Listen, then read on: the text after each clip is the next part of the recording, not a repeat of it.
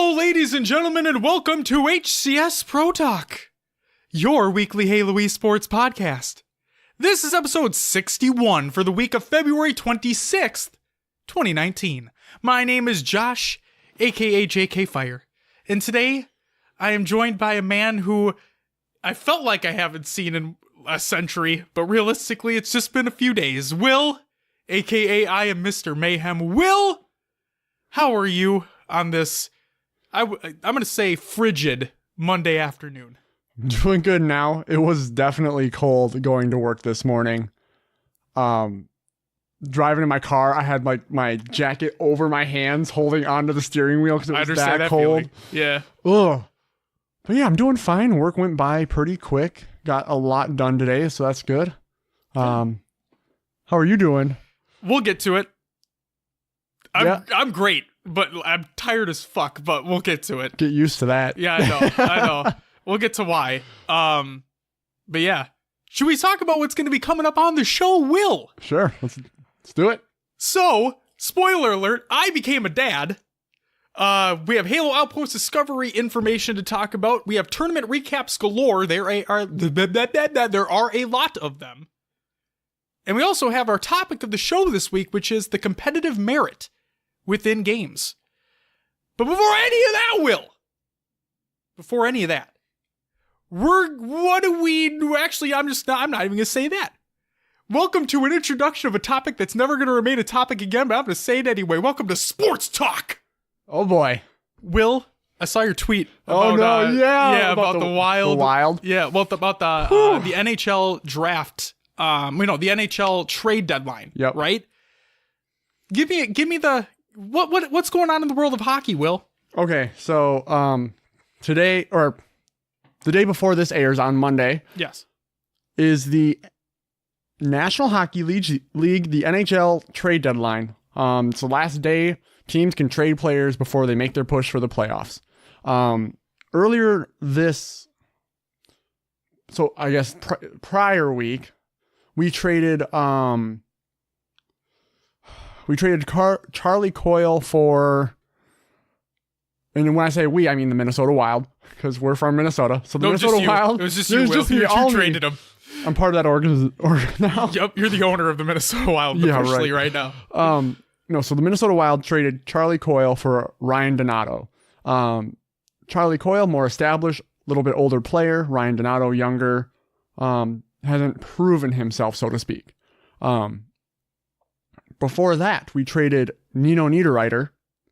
Fun name to say. Sounds familiar. I don't pay attention to hockey for those listening, but that name sounds familiar. I don't even remember who we traded him for, but they haven't really shown up.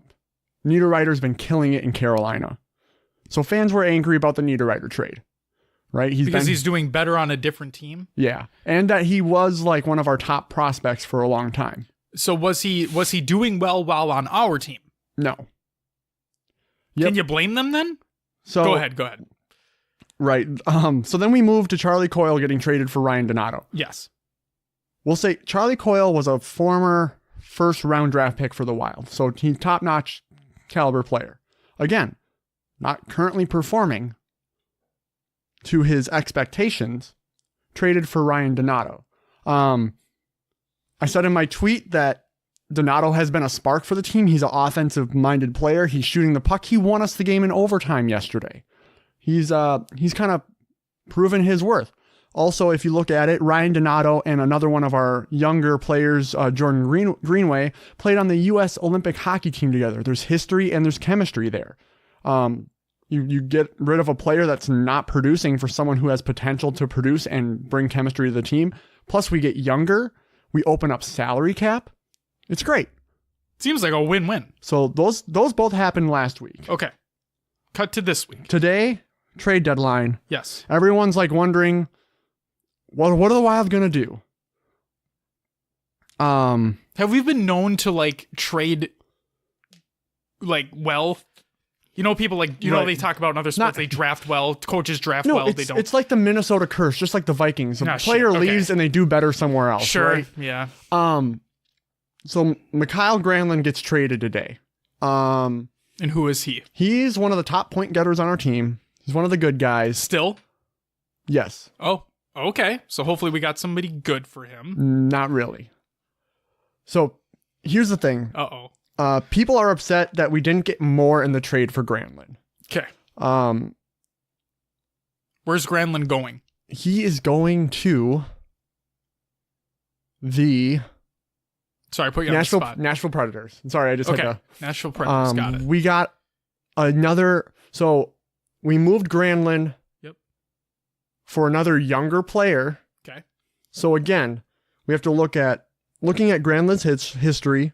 He's barely produced when we get to the playoffs. And you kind of need to give it your all. When He you're does in the great playoffs. during the season. He's a smart player. He has the ability. He's been injured often when you get towards the end of the year. The new guy, I don't know much about. I haven't looked into him yet. It just happened 4 hours ago. I've been at work. I've been getting stuff. I'll look up stats later. But what I've been told is that this guy has a good passing ability into what's called the slot, so the area in front of the net. So this could potentially give set up shots and our players more offensive ability. That with the newer, younger offensive-minded player, like you were just talking about, that could set up a huge potential. Yeah, I think everyone has been bashing. So Fenton. I'm just going to say Fenton. He's the new Wild GM this year. His first year as the general manager. So people kind of expected it to either be a fire sale of getting rid of the team to rebuild, or just add a couple pieces to make it all work. What they didn't expect is that our team is made up of, we have a few old players. We have a lot of that like mid group where they're supposed to be in their prime, but they're not performing to where they should be. And we have a few younger players. Fenton is essentially getting rid of those mid players who haven't been performing here. So we're keeping the veterans. We're bringing in new young talent. We're then eliminating, so we got rid of Coyle, we got rid of Granlund and Niederreiter.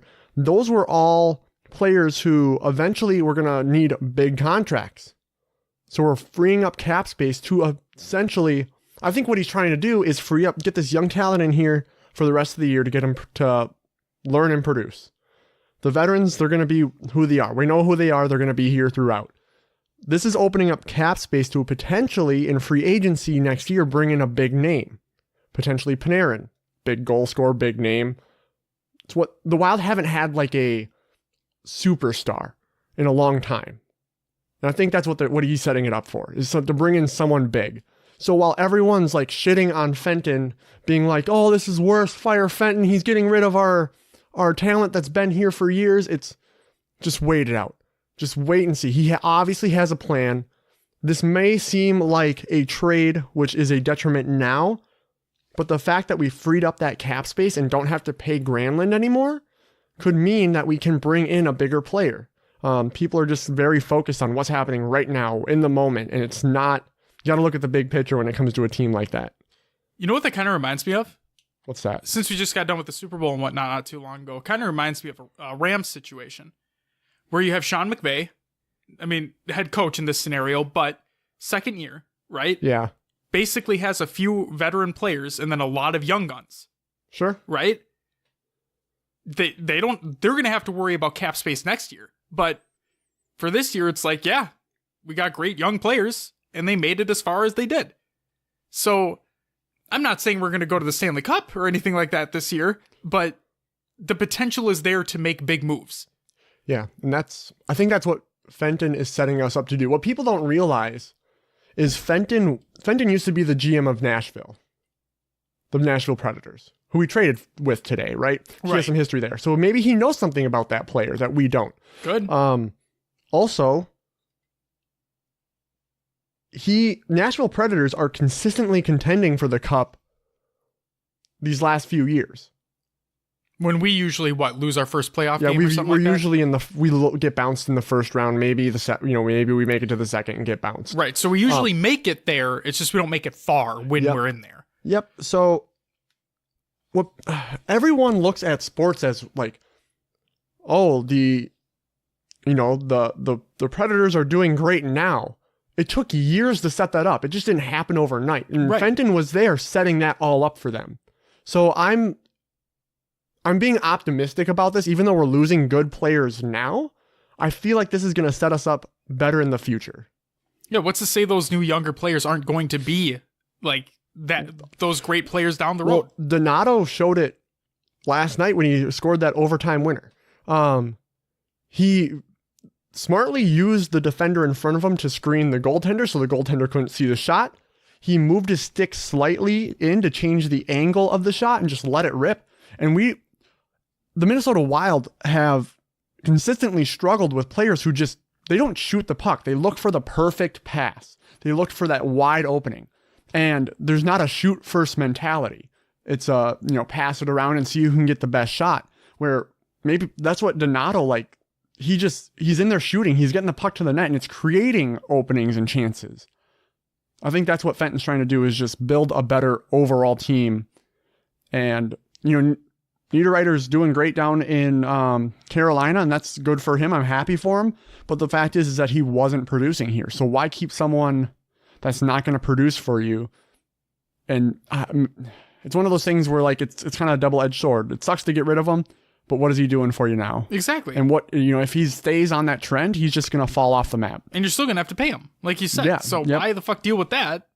You want to sell high, and maybe we didn't get his. I love the Coyle for Donato trade.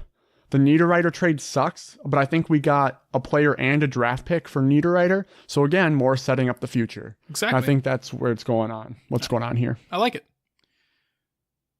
Sorry, in-depth look at your Minnesota Wild. And that does it for Sports Talk. The one time this segment's going to maybe come up. We'll see. Will, what do we usually start the show off with? Roster Mania! It's going to be a short segment this week, but we're going to start with some Roster Mania. So here we go. The free agent and team list for upcoming events is over on noobcombo.com. It's a Google Doc. I've read through it the last couple weeks. It really hasn't changed much. A few teams have dropped off, so that means they're either full or they're not going to the event anymore. Please check out the Google Doc if you're interested in Gamers for Giving or DreamHack. And then one bit of Roster Mania news, I would kind of say. Again, over at Noob Combo. Madrums, you're awesome. So they posted a few weeks ago that Elevate had dropped Neptune and were scrimming with Zerka. Since then, Saiyan has decided to make a temporary step back from competing until Halo Infinite, and he's going to focus on some streaming. So filling in the gaps there is going to be Zerka and Guntype, making the roster Penguin, Zerka, Guntype, and Trippy. Looks like the team competed in the Beyond Classic Halo 3 4v4 the past weekend and finished with impressive second place. So we'll see what comes of them. A lot of great young talent on that roster, so definitely expecting some big things. Do you think they have what it takes to compete against Tox and Reciprocity? And when it comes down to it, we'll say at DreamHack. You know what? Do I think they have what it takes to compete against the like of Tox or Reciprocity, is what you're saying? Yeah. Reciprocity, yes. Tox, no. I think Tox are going to just remain on top. I think APJ found his perfect placing, like placement on a team. That is, he has found a majority winning roster. So I don't see that team losing anytime soon. But competing against Status Quo, competing against Reciprocity, competing against GMS, yeah, I think they definitely have a chance. Absolutely. Okay. Yep. I think we're realistically one event in this Halo 3 resurgence, but I can already see another Tox Dynasty happening within these tournaments that are going to be taking place. In which case now the battle for second takes place.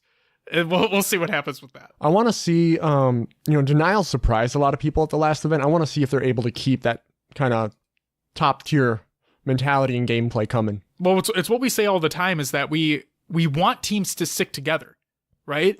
They are a team who has stuck together. Therefore, I would expect them to place high continuously. And especially with the chemistry that they already have, yeah. I'm expecting big things out of them too. All right. Is that it for that, Will? That's all we have for Roster Mania this week. Then it's time for COD and Other Games Watch. We got nothing for COD and Other Games Watch. Thanks for like leading me into that second one. That was really good. I appreciated that. But what that then means, Will, is it's time for. You writing down the timestamp? Yeah. I'm going to stall for a second. Just kidding. It's Will's Adventures Within the Haloverse and Other Games too. All right. What'd you play, Will? Okay. The first thing I put on my list this week was not Anthem because why not? So I loaded it up. Yes. Day one patch came out for. It came out on Thursday. Yeah. Actually, which was like, I'm like, why the fuck did you just release it on the day that the game like came out for whatever? Go ahead. Yeah. Anyway. Yeah. Still laggy in the. What do you call it? The. Whatever Fort the tower. Tarsus? Fort Tarsus. Yeah. Yes. Yeah. Frame rate was still horrible. Got to my javelin. Got in my javelin. Uh-oh. Loading screen. Infinite loading screen. No shit. You Just really? stuck. Just oh, stuck. No. I was like, you know what? I'd rather be playing games because that was a big complaint was that the loading screens took too long. You know, it was like 8 minutes for a loading screen. Yeah, it detracts completely from the gameplay From the game. experience. Yeah. I was like, you know what? I'm not going to sit through this again. You're supposed to fix this. I'm out. And I went and played other games. You're supposed to fix this. I'm out. I love that. That's great. I'm getting real tired of these unfinished games being released. I'm tired of it. PUBG was horrible on release, and they. Oh, but it's great now. No, it's not. I honestly had more fun on PUBG release than I think Anthem release. See, what I thought you were going to do was, I thought you were going to go like through games that had really bad launches, and then I was going to keep saying that, oh, it's good now. Like Destiny. Yeah. But it's it's these games like they come out with their early access and people usually, I mean, Fortnite and Apex have been different stories, and Apex has been great so far, but has had issues though. Has had some issues. Yep. Okay, I'm gonna pause. With Apex though, they've had issues that maybe I believe they weren't expecting to get the player base they did. Sure. I think they were shooting for it, but I think that once they got it, they're like, okay, this is all going wrong, and they fixed it in a timely manner. It seems like. Yeah. To me. But stuff like Anthem, where big developer release, you're sending out an incomplete game from the start. There's too many issues that should have been fixed before the game released. And as a gaming community, it seems all too often that this is just accepted now. That, oh, here's your early access. We're going to release our game and you're going to pay us money for an incomplete product that we might fix the issues later. You should really look at the r/Anthem the Game subreddit. Is it? Oh no, there's a lot of apologizers for that game. Yeah, really? Yeah, it's bad. And then there's a lot of people who have very legitimate posts, like basically those 5s out of 10s that you're seeing on review scores are very justified. And they are. You can't change your fucking loadout in a mission. Yeah, that's really annoying. What? This is something that's been in quote unquote looter shooters for years. Right. You can't fucking do it. You get a new item and you just want to equip it to use it or or you get into a mission and, oh, that combo really doesn't work for me. I need to, you got to back out and go to your freaking, I can't even think of the words because I haven't played. Forge? The Forge. Yeah. Which, what the fuck are you forging anyway? These are items you already have. You know what else is fucking, well, you can craft things in there. But you know what's really fucking funny to me? Is that they, people were complaining that, because I haven't played it either, in a while, but the thing that blew my mind is after that day one patch came out, they nerfed loot drops. They weren't frequent enough as it was. No, you don't get, it's lesser now. It's and like they're shooting themselves in the fucking foot. It's crazy to me. Doing? It is crazy to me. And like, I'm not, when I played, like I said, when I played the demo, because if people listening to this episode may remember that we talked about Anthem before, and I was very optimistic about it, right? Mm-hmm. I'm like, if they fix these issues, I think it's going to be a good time. And I still like the gameplay loop, but there's so many things that are wrong with this game. So many. And like So for the record, I just want to state this. Should you buy it? Fuck no. You absolutely should not. If you do, wait for it to be on a deep sale. Or pay the $15 on PC for Origin Access Premier, play it to your heart's content for a month, and realize whether or not you want to purchase it. Or pay, what is it, like $5 or something for EA Access and Xbox One and play 10 hours of it. But either way, do not pay full price for this monstrosity of a disaster. Again, that just goes back to my, developers releasing incomplete games. Yeah. That's what it feels like right now. Oh, absolutely. Okay. That's Anthem rant over. Okay. Let's move on. I played some PUBG.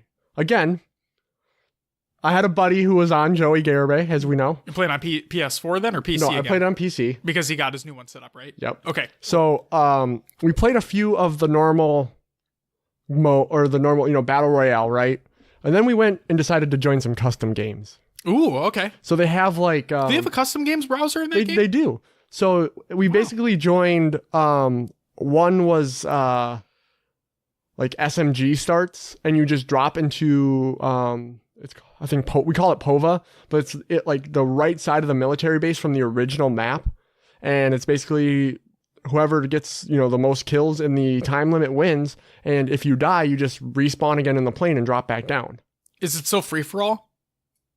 No, it's like it was just me and a buddy against like, let's say there's 20 people total in the map. Okay. And the circle stays put, so you only can drop in this small circle. Got it. So it keeps it contained. So it's kind of like a TDM type scenario. Yeah. Kinda. Exactly. Yeah. Or multi-team. We'll say multi-team. Yep. And there's no loot on the ground, so you get your SMG starts and you go for it. Yep. Yeah. And then we joined a sniper one, which was fun, which was like teams of 5 in a little bit bigger area. And we did a couple, basically just switched out the weapons. We did ARs. It was a good time. It was something different than your regular battle royale PUBG. That sounds awesome. I forgot how good it felt to kill someone in that game because it is more tactical and realistic. Yeah. However, the game has become so freaking campy, like worse than it was before, where people are just sitting in houses, laying down in weird spots, just waiting for you to like walk or run by. Like bathtubs? It's not that, like...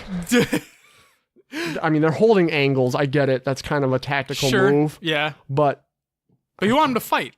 Yeah, I don't want to, like... You basically... And you die... It's like dying to an unknown enemy.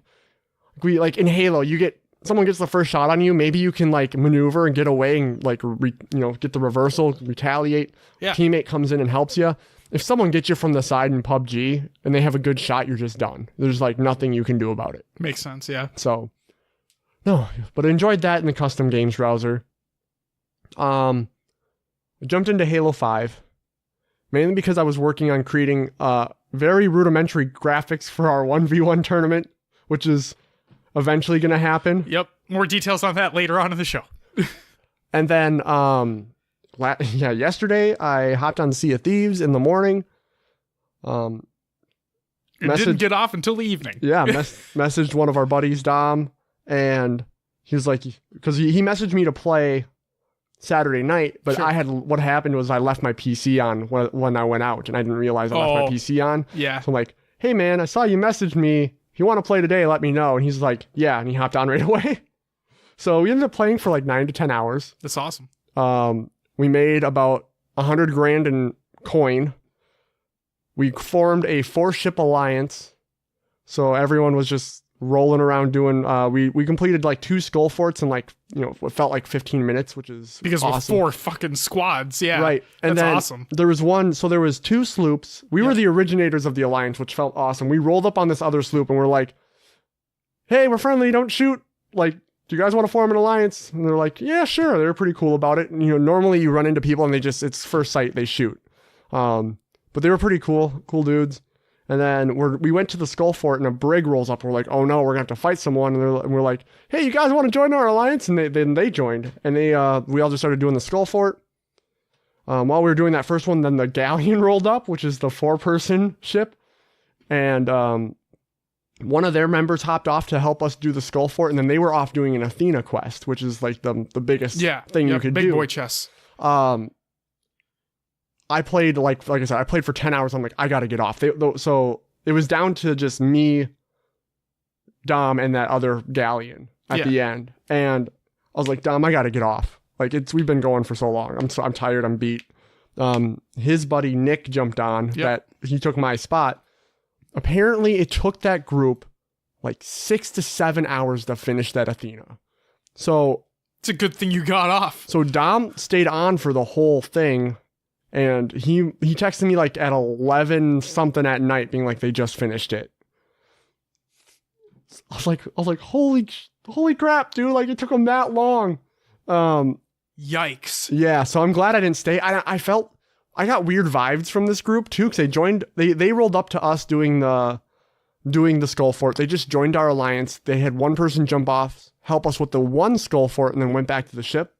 And then when we came by them to be like, hey, were you guys on the Athena? Because we're just, people want to not be on here forever. They wouldn't tell us any information. They wouldn't let us know what they were doing, where they were going. So I was like, I bet they're going to get the Athena. They're just using us to get all this skull fort loot. And then once they do the Athena, they're probably going to end the alliance. That was my assumption, because they seem sketchy like that. But apparently they stayed in the alliance, and Dom got some Athena rep at the end. So wow, holy shit. Yeah. Well, that's cool. That was my gaming adventures of the last week. Your adventures within the Haloverse and other games too? Yeah. What did you play, Josh? I played Legend of Zelda Breath of the Wild. That's the only game I played during the week. It's the only time you had to play. Yeah. While in the hospital, because I'm a dad. But we'll get back to that later on within the show. Will, should we get into some news? First and foremost, the Forge Hub 4v4 contest Final 8. This is an article by Max Extra over on ForgeHub.com.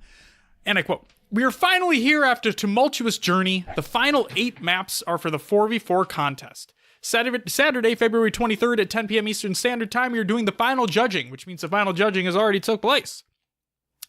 We would love to have your community come out and help us play through these final 8 maps to pick our top 3 and our honorable mentions. Listed below in no particular order are the maps going into our final round. Maps can be found by clicking on their name. Pit Drop by Box Rippin', Full Metal by Extemtion, Cassinaire by Riles Noble 7, Transit by I Need More Bleach, Endless Shore by Mr. Delicious Man, Stigma by Squally DeBeans, Veto by Kell of Scots, and Iron Hall by Buddy Jumps. Next news story, Forge Hub, we just talked about him, announces a brand new Husky Raid Forge contest.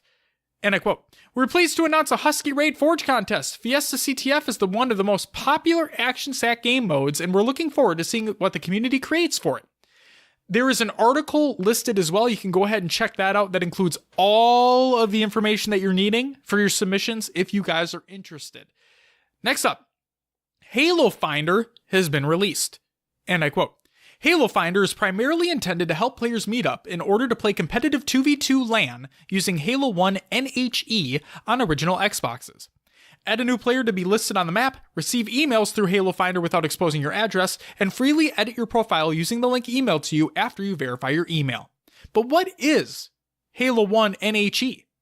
Great question. Halo 1 NHE, or Neutral Host Edition, is a modded version of Halo CE that allows for a dedicated Xbox to host games between 2 joining Xboxes on LAN. This allows for players on 2 separate Xboxes to play against each other without one Xbox having the advantage of being on host. In other words, both Xboxes are essentially playing on a dedicated server. Next news story, the Halo Legendary Crate, the next one, has been announced. It's a tweet, and I quote, "Striking fear into all he encountered, Emil A239 fearlessly cut through enemy forces with instilled hope in an entire race. We're ready for the Renegade-themed Halo Legendary Crate with Emil's Halo icon figure and exclusive gear. How about you?" You can check out the link in the tweet in the show notes of the Google Doc of the show, along with everything else we talk about too. Next news story, the MCC playlist update. This is posted on February 20th, 2019 by Postums over on HaloWaypoint.com, and I quote, "Good morning, MCC players," but evening or morning, whenever you're listening to the show. Today, not today, February 20th, not February 20th, we are bringing 45 classic Halo 3 Forge maps to you. Several of these will be available in various social matchmaking modes, while the remaining ones will be accessible on the file share of the 343 favorites, should you want to play them in custom games. This update also brings players an increase to kills to win in the Slayer game type for multi-team based on community feedback, so it mirrors Legacy. Here are the changes. For social games, 2v2v2v2, Slayer, increased score to win. 1v1 Slayer, Carbon, supporting the game type head-to-head. 4v4 Action Sack, Paralysis, the Great Wall, and Socratic Method, supporting the game type Conquest. 4v4 Action Sack, Blast Off, supporting the game type Flying High.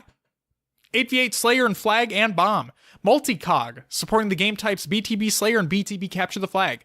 12-player FFA, Action Sack, Lava Pit, supporting the game type Sacrifice, Pond Jumping, supporting the game type Frogger, and Beehive, supporting the game type Bees. Next up, the Showtime Halo series has a new director. This is a tweet from Showtime, and I quote, "This highly anticipated series Halo will begin production later this year and is set to be directed and executive produced by Otto Bathurst." But for people who don't know what Otto does or what Otto has done, he actually directed the newest Robin Hood film. So that like live action one. Yep. Have you seen it? I have not. Have you? Okay. No, I have not. Okay. And then he also directed one episode of Black Mirror. And apparently that episode is pretty damn good. And if you have not watched Black Mirror, fucked up, but great show. So, who the hell knows what the type of show this is going to be? But, in the words of HCS Pro Talk, we'll have to wait and see. There it is. The next news story, Halo 3 Throwback Playlist makes a return in Halo 5. This is a tweet from Halo, and I quote, "Perfectly in time for hashtag Throwback Thursday. The Halo 3 Classic Throwback Playlist has returned in Halo 5 for a limited time. Grab your trusty battle rifle and hop in now."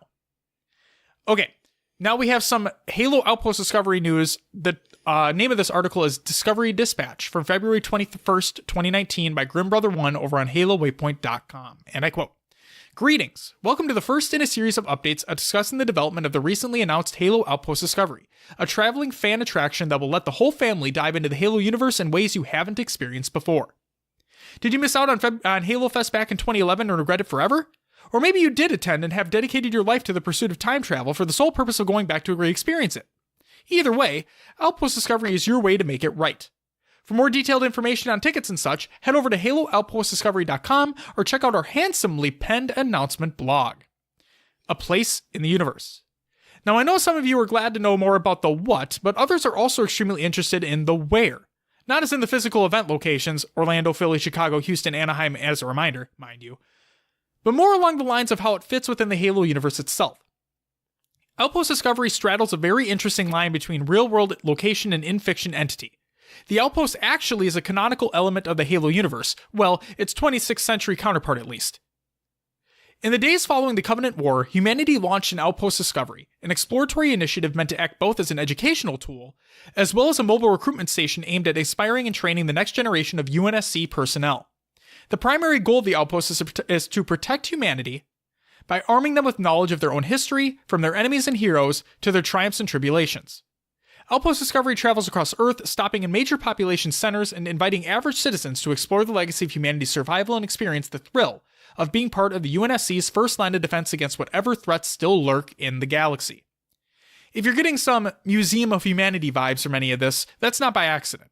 Outpost Discovery is being created in partnership with our friends at Hirsch & Live by a dedicated creative team here at the studio, made up of individuals eager to pour their passion for the Halo story and setting into creating a tangible bridge by which to step into that century that all folks of all ages and experience can enjoy. We want to not just tantalize longtime fans, but also allow them to share in the joy with their families to create new fans as well. Spartans on the ground. The goal is for visitors to get a glimpse into this sci-fi setting by interacting with a number of different elements that let the fiction manifest in immersive and memorable ways.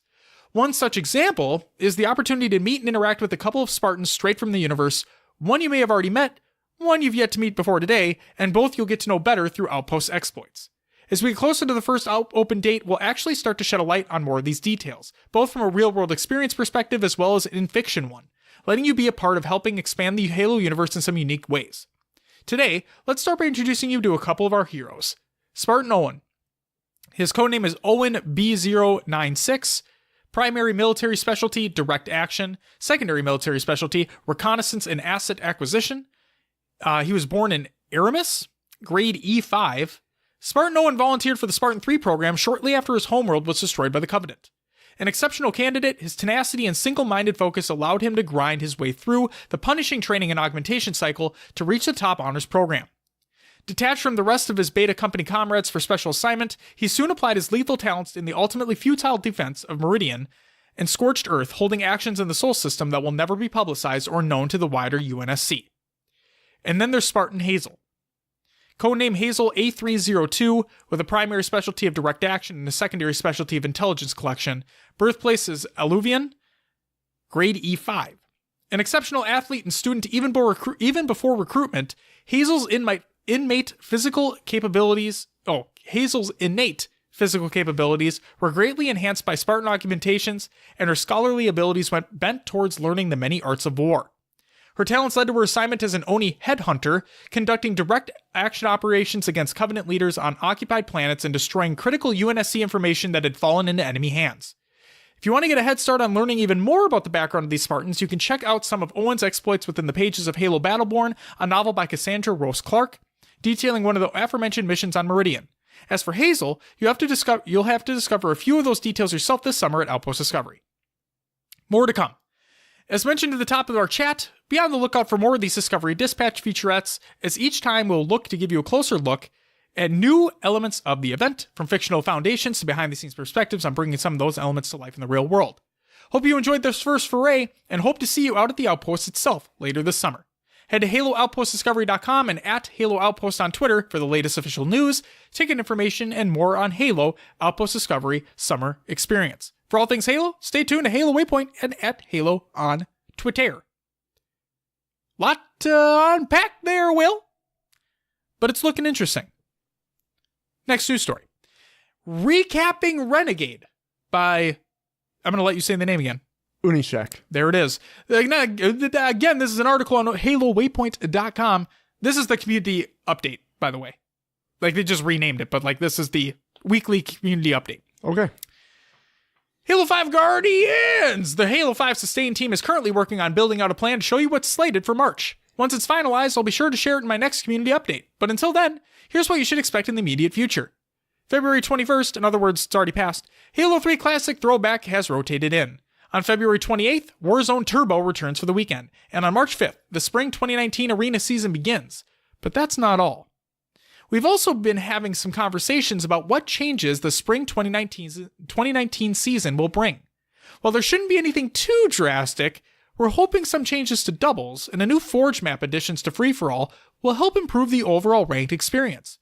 Last, but certainly not least, the Big Team Battle refresh is coming along quite nicely. Again, I hope to be able to share even more about this in the next community update. HCS Grassroots Creators. After a ridiculously thorough screening of all HCS Grassroots content creator applications, the next wave of members has officially been announced. Please join me in welcoming the program's newest members. You have Proximity, Stress, Eli X, and the HCS Weekly Show with Shyway. On top of sending them a quick congratulations, you should really check out their channels above. Their consistent quality content is the reason they were chosen, and it's absolutely worth your while. That's it for the regular news, Will. And also, I'll just give an update. We did not get into the grassroots program, but fret not. We're going to try again. And we'll keep trying until we get in. It's going to be great. Next up, competitive news, Will. First and foremost, we have the Europa Halo Nightfall Draft Cup information, and there's a lot to get through. So, the captains, just for people to understand, this tournament takes place on Sunday this coming weekend. So, stay tuned for that. It's going to be a great one. Why? Great question. Let's get to it. So we have captains. The captains include Batchford, Looney, Hollers, Flames, Flux, Warlord, Outcast, and Havoc. Here are your teams. Well, actually, I have a better idea. Let me read this tweet. The Nightfall draft is over. Who's got themselves a decent team? Subs keep alert in case you need to get called upon. You can still sign up to join the sub pool. Just DM Europa Halo on Twitter. Will, since we really didn't have a real roster mania segment, would you please read through these teams for me? Sure, Josh. First team. Simple Dragons. This includes Flames, Flame Strike, Rhodes, and Brutality. Next, we have Team Jake has man boobs. Poor Jake. This includes Havoc, ADZAM, Kamikaze, and Needrum. Next, we have Why Can't I Sprint? Because it's not Halo 5. This includes Outcast, Deanie, The Four-Shot Plot, and Jesus. Next, we have Jetpackers. This is Batchford, Blitz, Rudimentra, but it's Rudimentra spelled. Then we have Viable Manatee. Next team, Why Can't I Build? Because it's not Fortnite. Thank you for doing that. Warlord, Snipe-Powie? We've had this issue before. Yeah. I don't know. It's you. It's all you. Whatever you want it to be. You can even change the name if you want. I'm just kidding. Don't do that. Yeah. Snipe-Powie. That's what I'm going to go with. Censure and Linz. Next, we have Team Brownwall, which is Flux, TRCZR, The Warrior O'Neill, and Double XL. Next, we have Team Eggs, which is Haulers, Harpoon JH, Slumpy, and Nathmore. And last, Team The Spennies, which is Looney, Abra, Icon, and Through. There you go. There are some difficult ones in there, Will. You're welcome. Next, okay, so we know we have some tournament information for you in regards to this draft tournament that's taking place. 8 selected captains will pick from a pool of EU players that have signed up to the Cup. We already have the teams. There you go. 32 players will be active in the Cup, with any unused players remaining in the pool as subs in case any dropouts last minute. This will be a double elimination cup, winners bracket rounds 1, 2, and 3 being best of 3, along with the losers bracket rounds 1, 2, 3, and 4. The grand finals will be the only best of 5. The prize is for fun. Read the tournament link for all of the information, including series format and rules. The link will be included in the show notes of the Google Doc of the show. But what about the next tournament? Well, Europa Halo has you covered on that too. The next Nightfall tournament after the Draft Cup will be a Halo 5 one. What sort of Halo 5 tourney would you want to see? SWAT, BTB, Free-For-All, HCS 4v4, Classic Movement? Let Europa Halo know at the tweet in the Google Doc of the show notes of the show. Next up, Gamers for Giving updates this by Brutus over on Twitter. So Gamers for Giving happening March 23rd to the 24th in Ann Arbor, Michigan. It's an MCC Halo 3 4v4. Prize pool is $20,000. There's 64 team passes. The stream will be over at twitch.tv/gamersoutreach. And here's how the prize pool looks. First place is $9,000. Second is $5,000. Third is $3,000. Fourth is $1,500. Fifth and sixth are both $750 a piece. And as of recording this show, there are 33 team passes left. So, if you have a team that is interested in competing at Gamers for Giving, there are still 33 team passes left. Make sure to sign up if you're interested. Next news story, the UGC Halo CE Double Down Weekly Tournament Updates. This is a tweet over from UGC Events, and I quote, "The stakes just got raised. Halo CE, Monday nights at 7 p.m. Central Time. Therefore, there's going to be one happening by the time we're recording this episode. $100 each week, winner takes all. So before there was not a prize pool attached to it, now there is. Every week it's $100 for the grand prize." Next up, the South by Southwest Halo Invitational Updates. And I quote, this is a tweet from HCS. "Not invited to play in the Halo 3 4v4 at South by Southwest? Don't sweat it. We'll be hosting a $5,000 free-for-all that will be open to anyone attending." Awesome. I wish we were going to that, man. I really do. But, as we'll talk about later, there's a reason why I can't. So, next up, we have the SWAT Nation. They announced a March tournament. This is over on noobcombo.com. Love you, Maddie. Here's what's going on. It is taking place Sunday. Never mind, it's taking place Saturday because I'm an idiot and I can't read. It's taking place Saturday, March 16th at 2 p.m. Eastern Standard Time. It'll be a Halo 5 SWAT 4v4. Pick one teammate and get randomly paired with another duo. Oh, okay. Prize pool, first place to take home 500 smackaroonies. Second place to take home 300 smackaroonies. Third place will take home 200 smackaroonies. Registration deadline is Thursday, March 14th at 8 p.m. Eastern Standard Time. Check out the link in the Google Doc of the show notes of the show. Next up, we have the BTB Net announces a $400 BTB in 2019 Halo 3 tournament. Well, so many tournaments. Halo 3 8v8 BTB tournament. First place team takes home $400. There's a sign-up deadline. It's February 28th, coming up very soon. Start date and time, March 2nd, 12 p.m. Eastern Standard Time. Teams are allowed 30 minutes between matches. Read the tournament link for all the information, including series format and rules. There is a lot of stuff to unpack there. Check it out. Next up, Halo Australia. That's right, Halo Australia announces a LAN. This is posted by Lunchy over on HaloAustralia.com.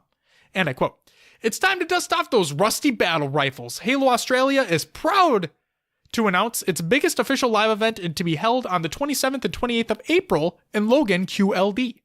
The aim of the LAN is to offer competitive tournaments in both Halo 3 and Halo 2, using pro points that players have accumulated over the previous weeks to seed the competition. The event will be broadcasted on live on twitch.tv/Halo Australia. Due to venue limits, we are only able to offer 16 team passes, so 64 players, so get in quick."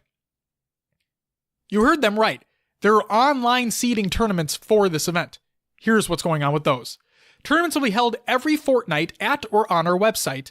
These tournaments will offer points that will seed the Halo 3 4v4 event in April. Click the link for more information. These are the dates. March 3rd, Halo 3 Online Seeding Tournament number 1. March 17th, the tournament number 2. March 31st, tournament number 3. April 14th, tournament number 4. And April 27th through the 28th is the LAN event for Halo 3 and 2.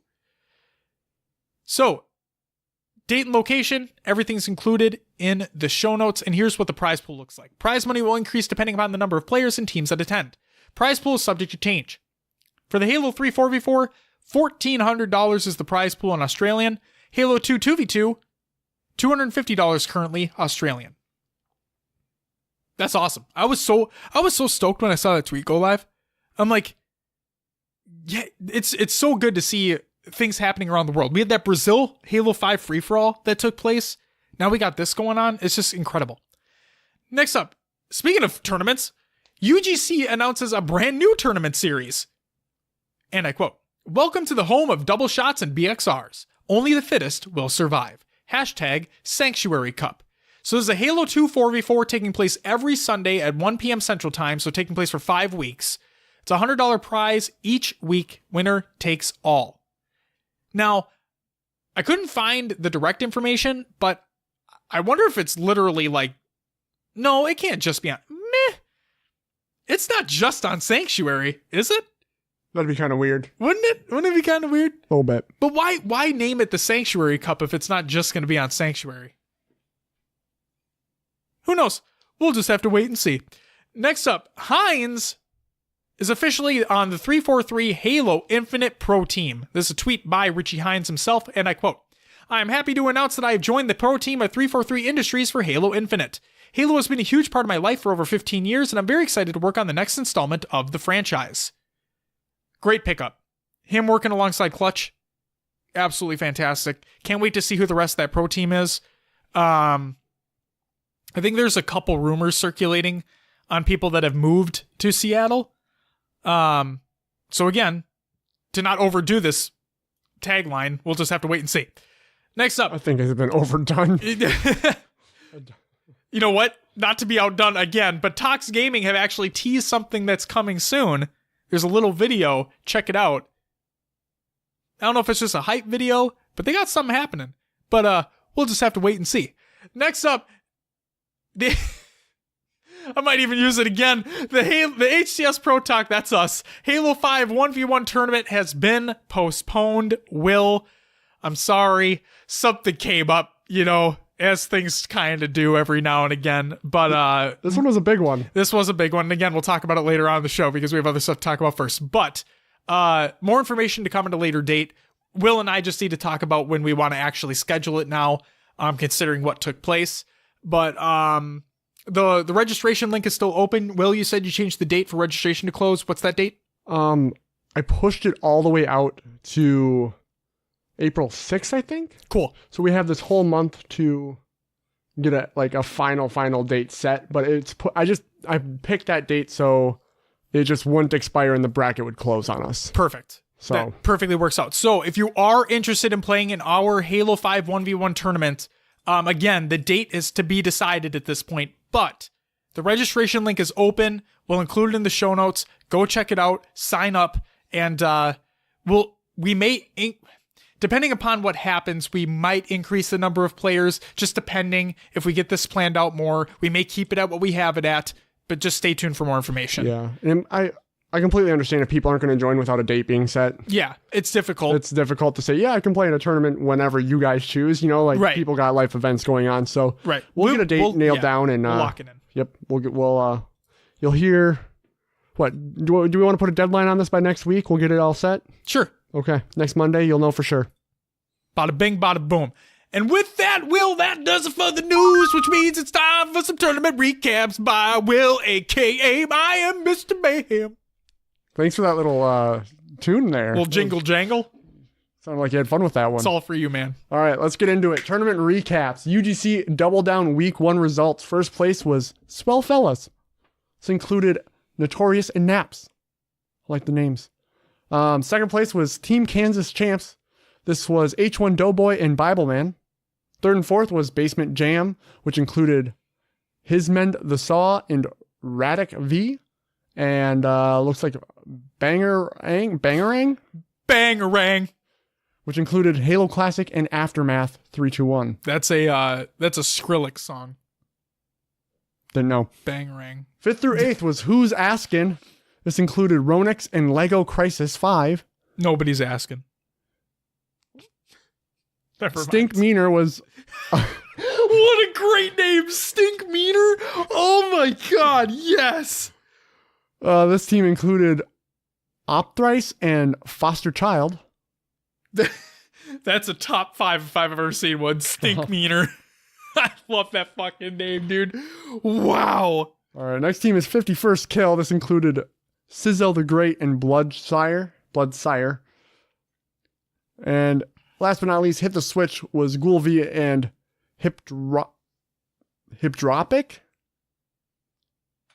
Yeah, Hipdropic. Okay, there you go. Bracket will be included in the Google Doc within the show.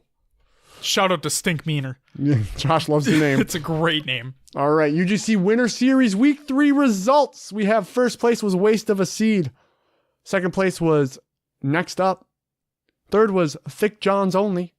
Fourth was Endless. Fifth and sixth were LGTM and LOBOS. 7th through 8th was Infinite and Unorthodox Gaming. 9th through 12th we have G4C Esports. Pew, pew, pew. Skirt. Yes! Skirt. Okay, and then Silent Grind. And then in 13th, all the way at the bottom there was Sweet Revenge.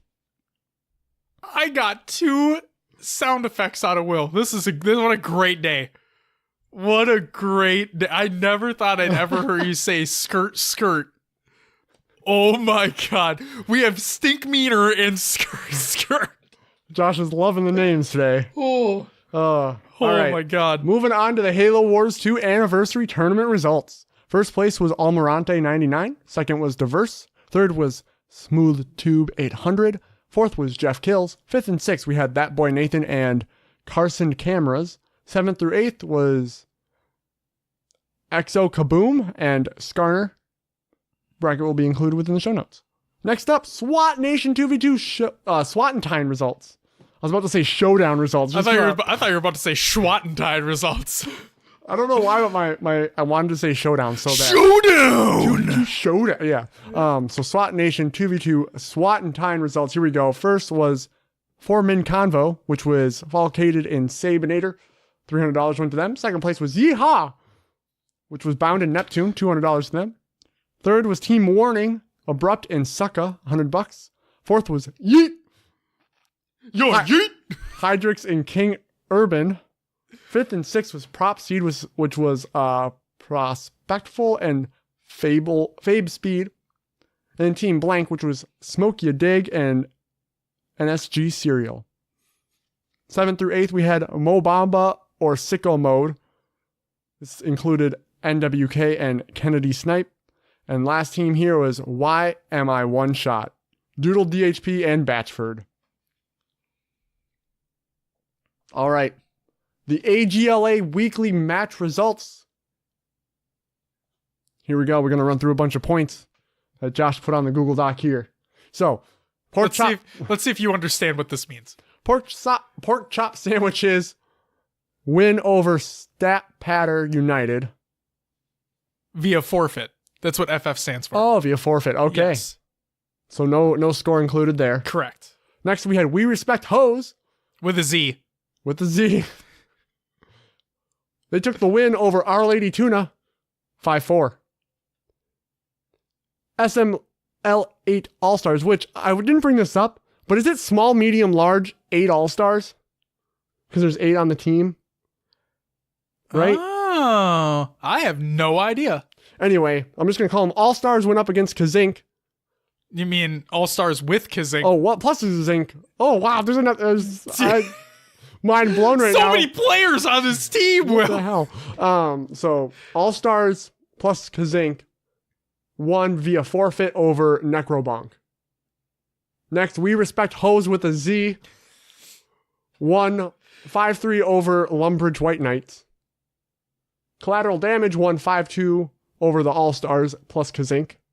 Lumbridge White Knights got a forfeit win over Necrobonk. Necrobonk, man, they're just not showing up. It's not even the end of it.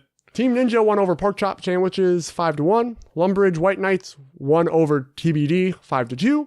Straight Griffin over Never Let Go 5-0. TBD versus Pork Chop Sandwiches 5-1. We're going to TBD. Yep. Straight Griffin won over Way to Fail 5-1. Never Let Go got a forfeit win over Stat Patters United. Way to Fail, forfeit win over Stat Patters United. Shadow Realm, forfeit win over Necrobonk. Shadow Realm, 5-1 over Team Ninja. Never Let Go, 5-3 over TBD. Our Lady Tuna, 5-0 over Paradox Warriors. Way to Fail, 5-1 over TBD. Way to Fail, 5-0 over Our Lady Tuna. Straight Griffin, forfeit win over Stat Patters United. Paradox Warriors, forfeit win over Stat Patters United. And last but not least, Never Let Go, 5-2 over Our Lady Tuna. So it just looks like Stat Patters United and Necrobonk just weren't able to make their matches last week. Yeah. That's all that looks like. So hopefully they're able to bounce back and try to get some of those games in because it's going to matter come playoff time.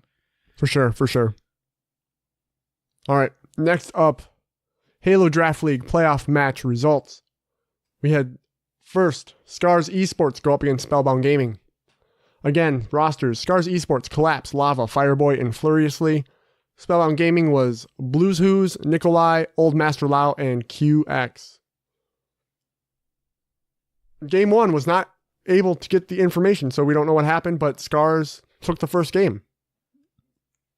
Game 2, 50-28, Slayer on Plaza going to Scars Esports. Game 3, Strongholds on Plaza, 100-17 going to Scars. Game 4, Oddball on Eden, 150-86 going to Scars. Scars takes it 4-0. That was a hot 4-0. They came out very dominant in that series. And this is playoffs we're talking about now. So playoffs? Yeah, these are playoffs. These are season 1 playoffs right now. All right. Was that a reference to something? It was a reference. Get it? I'm yeah. a fucking moron. What was the reference God, to? There was a coach, an NFL coach, where after... Oh, that's going to come. Sorry. Yeah, my apologies. I had to move it. I'm sorry.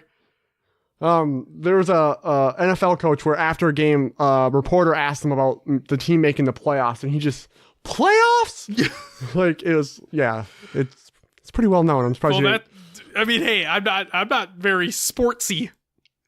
All right, moving on, though. Stay Trippin' versus No Mercy. Stay Trippin' included Benji Floppy, Nathan Bacon, and LD50. No Mercy was Goom, Hayes, Splattered, and Why Not Be Reckless.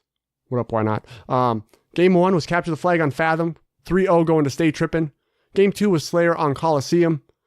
50-44 going to Stay Trippin'. Game 3, Strongholds on Eden. 100-46 going to Stay Trippin'. In Game 4, Oddball on Eden. 94-92 in favor of Stay Trippin'. But it looks like Splattered on No Mercy lagged out, causing a short reset. So Game 4 was replayed. 62-39 going to Stay Trippin' for a 4-0. Stay Trippin'. There you go. Stay Trippin' moves on. In the semifinals, we had Casually Filthy go up against Stay Trippin'. Rosters for Casually Filthy included Takedown, Hero Walrus, Abstract Kid, and Veronica. So game 1 was a Capture the Flag on Coliseum, 3-0 going to Stay Trippin'. Game 2 was Slayer on Plaza, 50-28 going to Stay Trippin'. Game 3 was a Strongholds on Plaza, 100-85 going to Stay Trippin'. And game 4 was Oddball on Echelon, 150-89 going to Stay Trippin' for a 4-0. Stay Trippin'. VODs will be included. Do we have... So we're still waiting on the final match then, right? In the other semifinal? Yeah, it looks like it, yep. So... At this current point in time, so... Excited to see what comes. Yeah, it'll be a good time. A lot of, I guess you could say, lopsided matchups taking place. Stay Trippin's on fucking fire so far. Yeah. So if they're able to keep that going, they're a hot contender for that final spot. So we'll just have to wait and see. Will, can I take this last one? Sure. For a very specific reason. I want to say this. So the Microsoft Store Halo 3 2v2 Throwdown. That's why. Yeah, that's exactly why I wanted to do it. And guess what? There isn't anything I can talk about because still we don't have brackets. So in other words, all I want to say is congratulations to everybody who actually came out to the Microsoft Store in your area. And thank you all for competing in your respective stores. And congratulations to everybody who won. Wish I could shout you guys out more. But unfortunately, there just aren't brackets that are taking place. They need to get on top of that because obviously I want to shout the names out. But yeah, that's it for the tournaments. That's all we got this week. It was a lot, but we made it. That smile, I can't.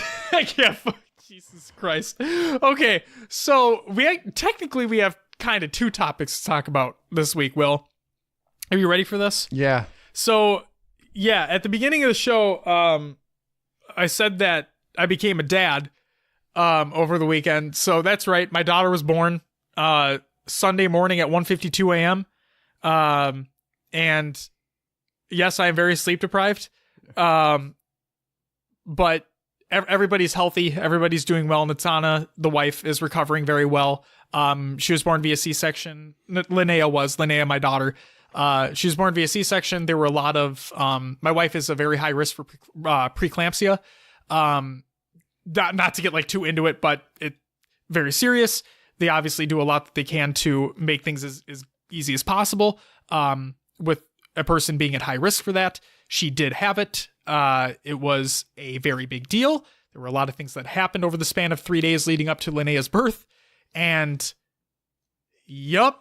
she's here. So, yeah. So as we mentioned before, that's our 1v1 got pushed off, and just because we announced the bracket next day. It's my daughter's fault. Natana's in the hospital. It's my daughter's fault that we had to postpone that one. No, we didn't have enough. It was a good thing we postponed it because this gives an opportunity for other people to sign up too. So sure. But yeah, it was it's kind of a whirlwind. We were just bulldogging ahead with this and getting it going, and all of a sudden it's like, boop, everything's on hold for a minute. Yep. So she was for those not in the know, because I didn't really talk about this on the show very often, but my wife was actually her due date was in April, as a matter of fact. But due to being such a high risk for preeclampsia, it runs in her family. They said that they will not let her go past 38 weeks. 38 weeks for her was going to be at the end of March. Okay. So the plan was they were going to induce her at 38 weeks at the very end of March. Okay. About last week on Friday, was it? Oh my God. Like I said, my days are going to blur into each other and I apologize for that. But, a while ago, she was, having a massive headache, and it wasn't a migraine, but it was a very bad headache. Every time a doctor would ask her when she was in the hospital at this time, she would say it's a 7 out of 10 for pain every time, no matter the drugs that they gave her, no matter what, it was always a 7 out of 10. Okay. It was bad. So she gets a call from her OB, and she says that her liver enzymes elevated quite a lot, actually, and she needs to go in to be seen. So this was last week on Wednesday. Yes, last week on Wednesday. She gets a call from her OB. Hey, you need to go in and be monitored, and then they may need to keep you overnight. She gets monitored. I get a call 5-10 minutes later on Wednesday. Hey, I'm going to be kept overnight. I'm like, okay, I left work. I'm there, right? Thursday happens, and then the doctors come in and say, hey, so you're going to be staying here. And we're like, what do you mean? Like, she's going to be kept here for a week. And we're inducing at 34 weeks. We're not inducing at 38. I'm like, fuck. Okay. So my month of preparation turned into a week of preparation. Then on Friday last week, it went from, we're going to induce at 34 weeks, which would be Thursday, like the week that we record this show. We're inducing that day. So my wife was induced for labor on Friday last week. Okay. So we went from 38 to 34 to then and there. 33. Yes. So the next 72 hours, the 72 hours between like Thursday, Friday, Saturday were hell. Absolute hell. I've never seen, I did this whole post on Facebook, but like I've seen my wife go through some shit, like pain wise and whatnot, but nothing to this extreme. I've never seen her like this before. And realistically, what was happening was preeclampsia was trying to shut down her body. That's what preeclampsia does. And what I mean by that is, and yes, they have a lot of things in place to prevent this from happening now, thank God, but she has a risk to die. So they were giving her magnesium. She was on a magnesium drip for 3 days straight. Well, actually, I think 4. I think 4 days straight. And that was to prevent her body from having seizures. And the liver enzymes, those were getting elevated so much that her liver could shut down. There were a lot of things happening, right? So to get to the point, my daughter was born on Sunday. She is beautiful. She is everything I ever wanted. She has all fingers and toes. She is incredibly healthy for being premature. And she's been blowing away all expectations for everybody in the specialty care unit. And like, she was immediately breathing on her own. She never needed any help with oxygen or anything like that. Never. She was crying immediately when she came out. And Natana's been recovering very well as well. She'll be able to come home within the next day or two. In which case I'll obviously be there for her. And then Linnea will be able to come home anywhere between a couple weeks to a month. And then once she does, I'll obviously be at home spending time with both of them. The house is ready to go. I spent yesterday, the majority of my day yesterday, getting the house prepped. So everything's good to go. So we have some questions from our Discord here that you've added into the show about you becoming a dad. This is like our faux topic. I have to, first off, just congratulations. Thank I know you went through a lot. Thank you. It's got to be a relief that she's here. Yes, absolutely. It was a huge relief when, like I said, that I'm not kidding when I say she's blown away all expectations of everybody that's worked with her, like worked on her as well. Like, she is passing every test with flying colors before she should be. And because often when, a premature baby, that often doesn't happen. Exactly. So it's amazing that. That's I'm going on. so fucking happy. Do we have to say from the pictures Natana sent me? Yep. She's got your lanky ass legs. Yeah, and she got her face. She's got your mouth and chin. Okay. She's definitely got her nose though, and eyes. Natana's nose, and I thought maybe closer to your eyes. I didn't know. We don't even know what color they are yet. But they're thinking blue, which would be my eyes. Yeah. I thought they looked more like your shape. So, but yeah, her legs are like fucking real long. Yep. But she is also preemie, so she needs to grow into some things. Sure. Like, weight wise, she needs to grow into some things. But no, and you know what? Fuck it out. Yes, she's my daughter, but I can easily say this. She looked like a fucking alien when she came out. Like, straight up. People who say, oh, they look beautiful no matter what. She did not look beautiful right away, okay? She looked like a fucking alien. And her cone head, like, I never realized. I never had a kid before. So when she came out, right? And you can clearly see a cone head. And so one of my first questions to the specialty care people, I'm like, when does that go away? Because obviously they go away. She said, oh, really? Like just a couple days. So my baby will be, oh man, what? My baby's just past 24 hours old today. And like, it's already almost gone. So but for all intents and purposes, my baby is beautiful. It's like, don't get it twisted. I don't think my baby's ugly by any stretch of the imagination. Other people will, and that's fine. Like, people can judge however they want. But to me, she is absolutely beautiful. And I'm so glad she has Natana's nose. Holy shit. I'm so glad she has a good amount of her features as well, because I was a cute baby. Okay, don't get me wrong. But like nowadays, I ain't cute, right? Natana remained cute. I'm not cute. But all right. So let's get into these Discord questions here. Sure, go ahead. So Polyp Master. His first question was, how is being a dad? Like, incredible. Straight up. So like I said, it's been just over 24 hours since she was brought into this world.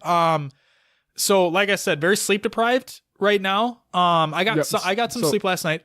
Question 2 here is, what is your experience with not sleeping?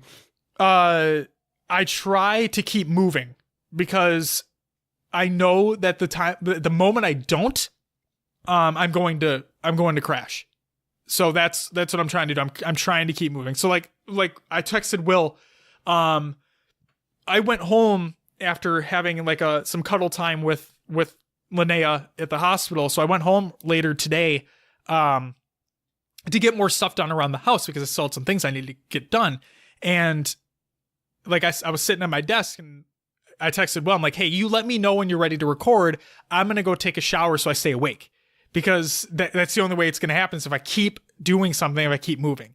So that's how things have been going with sleep. I've been getting some hours. Everything will even itself out eventually, but yes.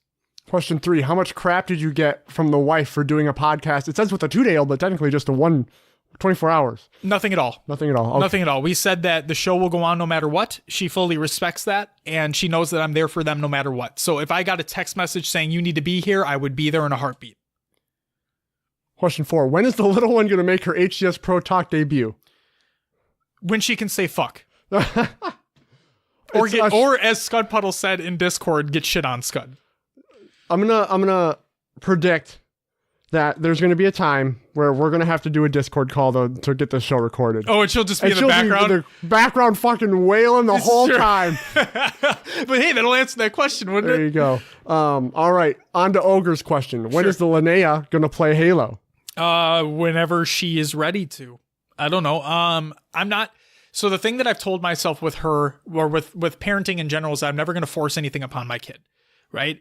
I will obviously I want her to play video games, right? Doesn't every father want them to do what like they want them to do? Like, that's obvious. But if she wants to play hockey, I'm going to be going to hockey games. If she wants to dance, I'll be going to dance recitals. If she wants to code, I'll get her a computer so she can code. Like, it's not whatever she decides she wants to do, and if that includes video games, then I will gladly assist with that and do everything in my power to make that happen.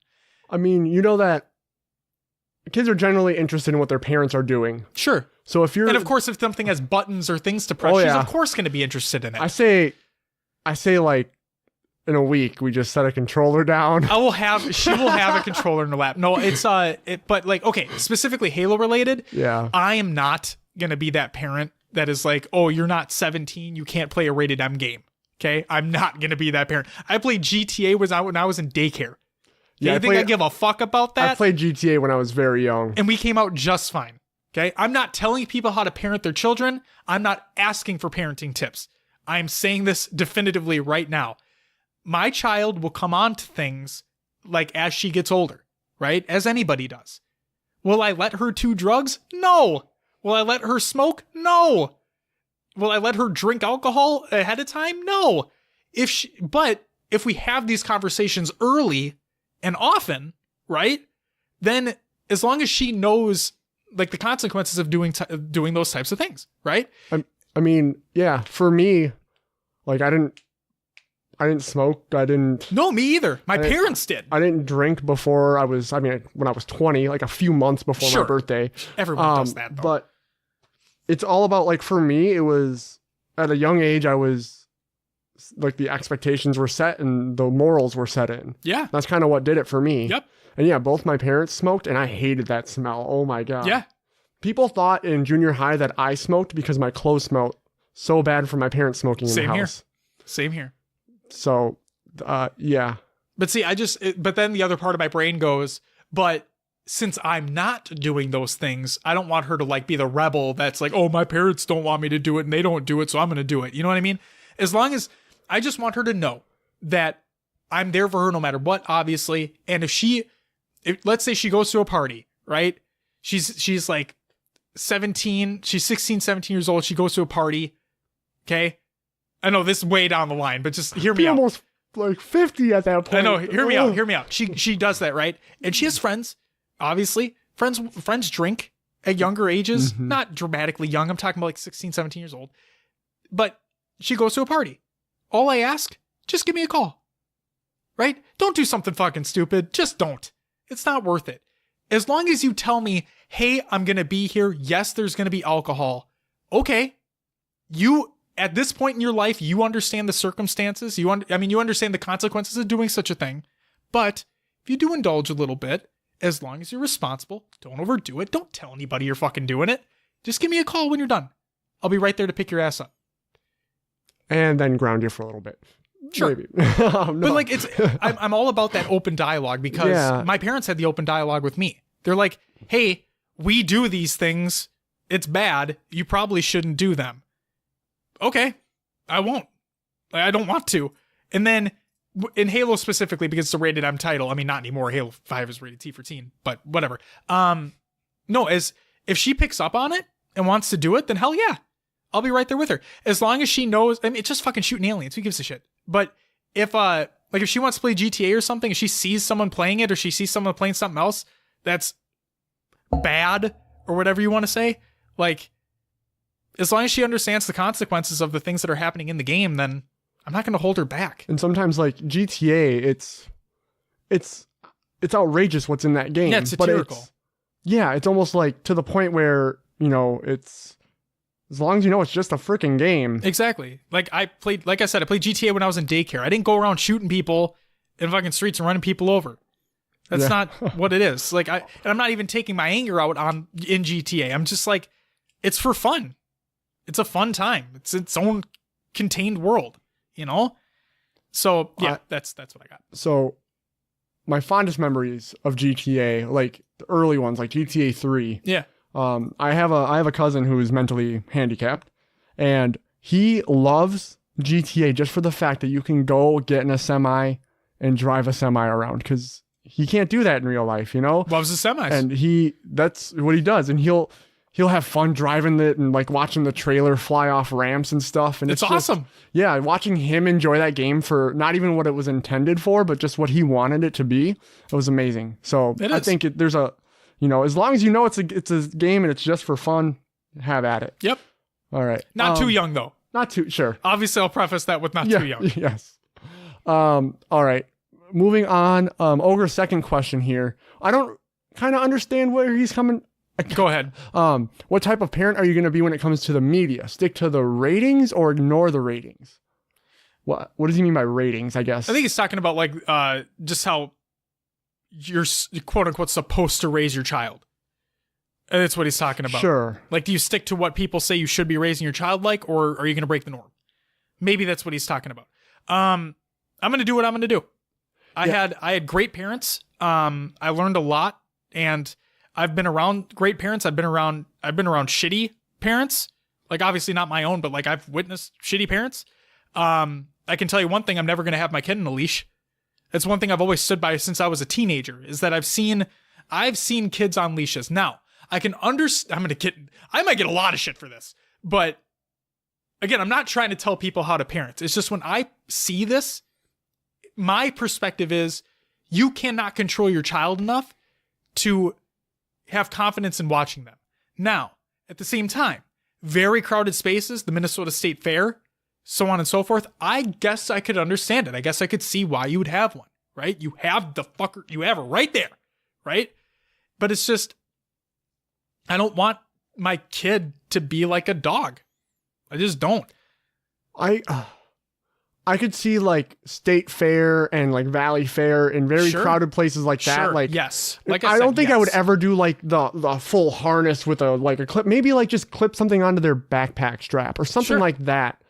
But yeah, never like the full like body harness with a leash. That just seems a little too far for me. No, it's I don't know. I don't know the full on type of parent that I'm going to be.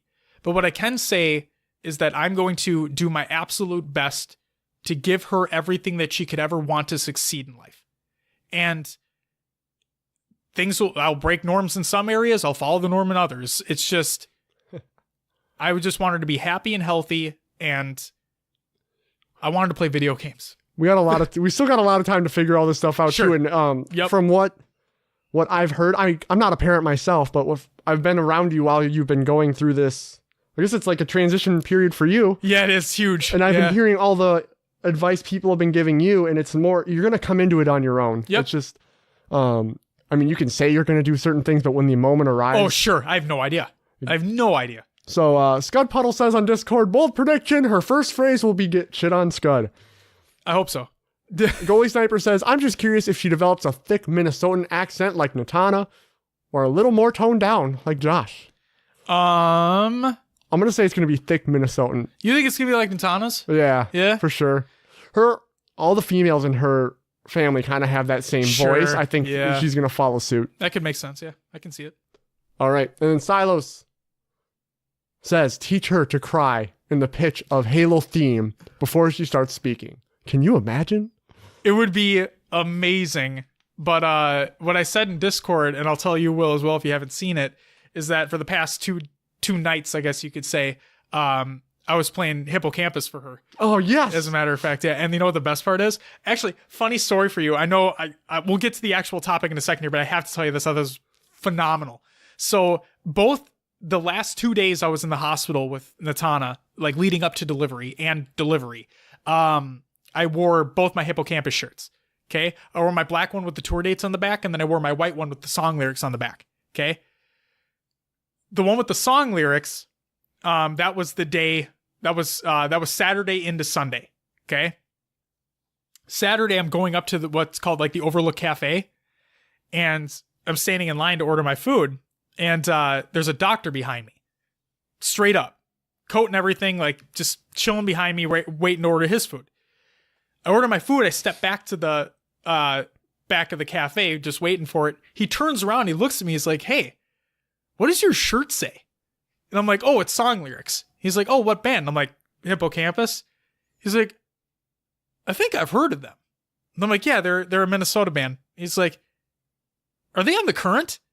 And I'm like, "Yeah, they are." He's like, "Yeah, I got to give them another listen." And I'm like, "Hell yeah, dude. All right, sweet." It's awesome. It was awesome. And then when I wore the black one with like their symbols on it, right? Mm-hmm. The tour dates on the back, one of the doctors asked, "What symbols are those?" And I'm like, "I have no idea." She's like, "What's it for?" I'm like, "For a band." "What band?" "Hippocampus."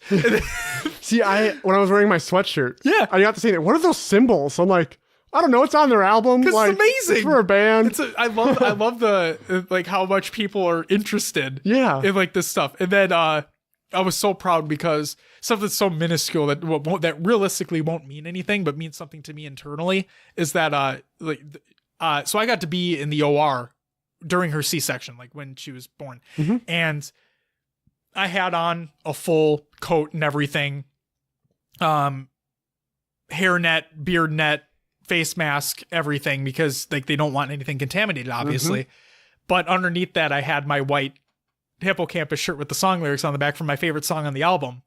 And so she was born while I was wearing that shirt. And then I'm like, I just started playing her Hippocampus songs, the slower ones. And then also something that Natana told me is that when we played Hippocampus along with other stuff that we listened to, like she'd be moving a lot.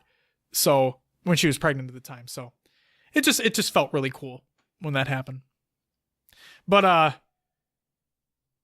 yeah, in terms of the Halo theme, That'd be insane. That'd be fucking insane. Should we move on to the actual topic though, Will? Or do you have any other questions before we move on? No, I just want to say again, congrats. Thanks, man. Big milestone to hit. It's huge, yeah. If you need help getting a house prepared in any way, let me know. Sure. I know Natan will be at the hospital for a couple more days. If you need anything, let me know, man. Oh, it's good to go. Today I built the travel system, the stroller and whatnot. So I'm just gonna get the car seat I'm just gonna get the base for the car seat in the car. Oh, another thing I wanted to say. Oh shit. I thought it was hilarious that neither of you were at the baby shower. yeah. So about that, again, really quick. So Natana was supposed to have a baby shower on Saturday. And that was the 23rd, if I'm not mistaken. Nate was born on the 24th. So she was supposed to have a baby shower on the 23rd. And I was actually going to go in her place. Because she had ended up in the hospital. Yes. And so I go home. I made sure she was okay. I go home. I had some homework to do and I had a test to do for school. And so I get home. I picked up Taco Bell breakfast on the way home. You know it, dude. I got the hash brown in that breakfast quesadilla. Oh, pretty good, right? Great idea. Taco Bell breakfast episode coming soon. No. No, but seriously. So I get that. I go home. I eat it. I finish my discussion post for school and then I'm getting started on my test. I'm 2 questions into my test. And I get a text from Natan. She's like, come back. And I'm like, fuck. Okay. So to be honest with you, I finished my test because I had to finish it like there. Mm-hmm. And I bolted. I went 85 back to the hospital. Yeah. Roads were fine. People were dumb, but roads were fine. But I was going 85 there. Obviously something important here. So I get there and like that's when they said that, hey, we're moving. Like, I wonder if you like called local police and was like, hey, my daughter's having my kid right now. I need my daughter's having my kid. My wife's having my daughter right now. Yeah. I need an escort to the hospital. Can you get me there like pronto? If they would just be like, yep. And then just. Oh, see, I wouldn't even care if I got pulled over. I would have just been like, dude, I that's where I'm going. And we'll see if I have another situation like I was going to my wedding rehearsal. That's besides the point. No, but like I said, in the end, everything turned out just fine. But yeah, so I was going to go in her place to this baby shower, but instead I got called back to the hospital. And then since neither of us were able to go to the baby shower still went on. It did. They saved all the gifts. So I have not looked in any of them. I don't know what they are.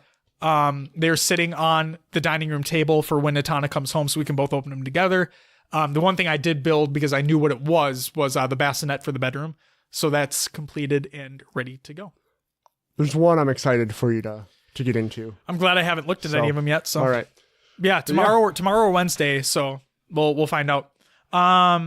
All right, so back into some Halo. Yes, back into some Halo. The actual topic of the show this week, suggested by Viscus with help from Silos as well, competitive merit within video games. So first and foremost, we asked this over on Twitter, Facebook, and the Discord.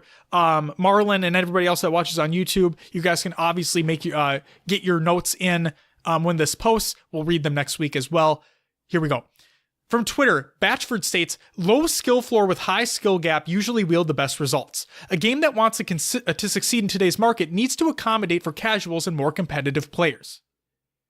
Totally makes sense, right? All right, let's get a little bit more in depth here. So on Discord, Viscus, one of the suggestors for this topic states, and here's like a kind of overview of what the topic would be, right? This might be too broad or potentially already covered, but I'd like an in-depth discussion on the topic of competitive merit within games. Take, for example, that a lot of people who play Halo will say that X game has no competitive merit, or vice versa. Example questions or threads on the topic could be balance even starts versus a pick 10 style item choice, asymmetry versus symmetrical map designs for objective games, easy to start, hard to master, Call of Duty, Fortnite, so on and so forth. Hope this translates well. It's a big topic, but a debate I've had with my friends for years. To elaborate on an example, one could argue that even starts are the pinnacle of balanced competition. But on the flip side, managing items like Dota or understanding loadout counters Call of Duty is another skill of its own. Make sense? It does. To elaborate further on a different point, I think the game is too easy is used a little too often sometimes. With the COD Pro League happening, I've been trying to get my Halo friends to watch it with me, but the too easy response dominates the discussion. My reply would always be that it's incredibly easy to throw a basketball in a hoop, but if you went against LeBron James, you'd get destroyed 100% of the time for years and years. And argue it's like that with Scump. Scump is on the Call of Duty Optic Gaming roster, for those who don't know. Scud Puddle states, good point, Viscous. I'm personally a fan of even starts, but I also understand how attachment and item management is its own skill and its own beast. And I think it has a lot to do with why I like Halo more than COD. I don't have the knowledge to give me the best loadout, but I'm more of a challenge chaser. I want to complete every challenge for each item. So a lot of the times I'll get destroyed because I'm trying to get 150 headshots with a shitty gun, but at the same time, it's not ranked. At least not what I play. And it has a progressive leveling system where I'll level up no matter what eventually. With Halo, I feel like the skill is inherently in the gameplay itself. You have the advantage if you're the better player, not necessarily if you have the better loadout, excluding power weapon and power up pickups. Viscous states, I think I agree with you for the most part. Getting kills in Halo feels so much more satisfying because each encounter is a straight up battle. I think it's entirely why so many Halo pros who moved to COD just immediately dominated and went straight to the top. For a non-Halo hot take, I'd say that advanced mobility in Black Ops 3 was the best thing that happened in competitive COD because it increased the gun and mobility skill gap from just strafing, hopping, and crouching, but I digress. I think that loadouts make for a more competitive strategies in terms of team play, but as far as 1v1 engagements, it can be super frustrating. Scudpuddle replies, this might just be in my head, but I noticed that when I switch between the two, I feel slightly better in each. For example, you die quicker in COD, especially hardcore, which I play, but when I go back to Halo, I play my life better. In Halo, gun skill is better, so when I go back to COD, I feel like I can outgun them. But it might just be in my head. High Tech Redneck chimes in with, I've kind of felt that way too, Scud. Not as much when I go back to Halo after playing COD for a while, but if I've been playing Halo and doing pretty well, then switch to COD, feels like I'm frying. Goalie Sniper replies with, for myself personally, I love the even starts. It makes everything centered on power weapon control, and straight up skill versus skill. But games like Counter-Strike really do the asset management well. For myself, I'm not the biggest fan of COD just because for me, I never played enough to get the good guns. And I feel like it's first see, first kill. But in Halo, I can turn and shit on a kid even if he lands the first shot. But I'm also terrible at COD, so my opinion isn't really valid. It is just as valid as everybody else's, Justin. Viscous replies with, haha, awesome. I never really know how to say like haha in a text, you know what I mean? Like, yeah. Ha, awesome. Yeah, sounds a little ingenuine at times, right? But looking forward to your guys' discussion. I'm also a fan of even starts more than the loadout, Justin, but only by a margin. I certainly don't want to sound like I'm splitting hairs or finding skill where there isn't any with COD, but I think the increased time to kills and stem shot health regen solve the problems you and most people have with the game, especially at higher levels. I'll never argue that COD takes the same amount of gun skill that Halo does, but I think roles aren't stressed enough with Black Ops, especially with the specialists.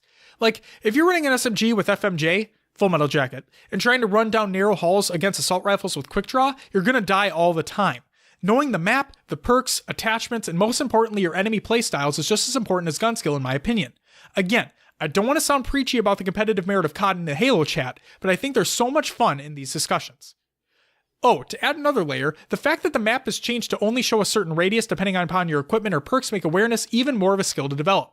That's something I think the game has over Halo in emphasizing. But that's largely because of how quick the time to die is, for better or worse. Oh, another thing. Sorry to keep slamming this chat, but I think another interesting competitive comparison is Paladins and Overwatch. I personally love Paladins more because of symmetrical maps, item purchasing, like MOBAs, and a different skill loadouts. So just a couple things I want to hit on here with what Viscous' reply is. A, never feel like you're talking too much about COD in the Halo chat because we talk about all games, and every game has what we're talking about here, its competitive merit.